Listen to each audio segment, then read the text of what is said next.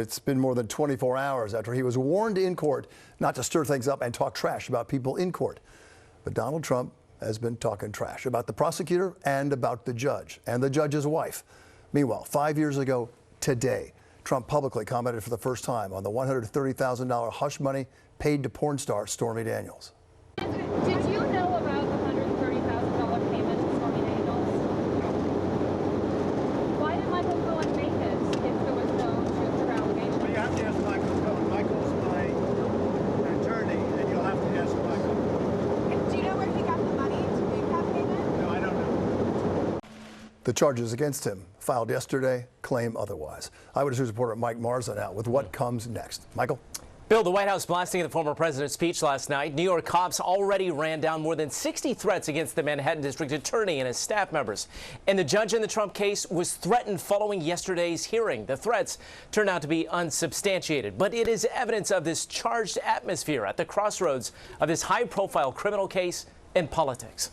As former President Trump's attorneys are preparing motions to get the case dismissed, there's no new evidence. This is just rehashing a zombie case. The now defendant continues his vitriol at key court figures. The criminal is the district attorney because he illegally leaked massive amounts of grand jury information for which he should be prosecuted. Hours after the judge warned both sides to tone down public comments. I have a Trump-hating judge with a Trump-hating wife and family. The current frontrunner for the Republican presidential nomination unleashed a greatest hits of grievances at a campaign-style rally in Florida last night. Russia, Russia, Russia. Trump using his indictment to fuel a rebirth of his campaign. His staff says he's raised $8 million since he was indicted last Thursday. For right now, Trump's folks are assuming that they can point to this first indictment and say, see, this means all of the rest of these are all political. Trump is charged with 34 felony counts of falsifying business records. If the prosecution can prove what they've alleged in the indictment, Donald Trump is going to get convicted of felony. The former president is accused of masterminding an elaborate public relations scheme in the run-up to the 2016 presidential election with the aid of friend and former National Enquirer CEO David Pecker and former attorney and so-called fixer Michael Cohen. Prosecutors say Pecker admits to acting as Trump's eyes and ears to pay for potentially damaging stories and not print them, including a $130,000 payment for adult film star Stormy Daniels. The former president is due back in court in December.